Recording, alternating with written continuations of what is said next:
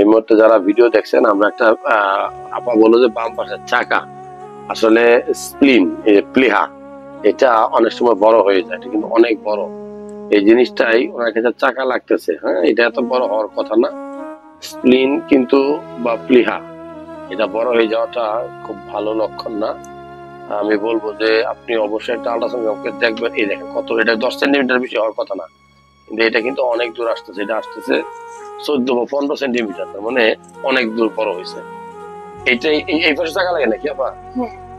এইটা এইটা এই চাকাটা হলো এই চাকাটা, অর্থাৎ আপনার স্ক্রিনটা অনেক বড় হয়েছে। এটা আমি বলবো যে আপনার থ্যালাসেমিয়া আছে নি? এই দেখছেন নি, মিলতেছে কিন্তু থ্যালাসেমিয়া রোগীদের এই স্ক্রিনটা অনেক বড় থাকে। এটাই, অন্য কোনো চাকা নাই আপা, বুঝছেন? অন্য কোনো টিউমার নাই। আপনার যে থ্যালাসেমিয়া, লিভার ভালো আছে আপা, একটু উপরে অতি হতে। তার মানে একটা আল্ট্রাসাউন্ড করে কিন্তু আপনি বুঝতে পারবেন আপনার পেটের ভিতরে কোনো চাকা হলে সেটা কিসের চাকা, মানে টিউমার, এটা কি টিউমার নাকি অন্য কোনো সমস্যা, এটা আল্ট্রাসাউন্ড করা উচিত।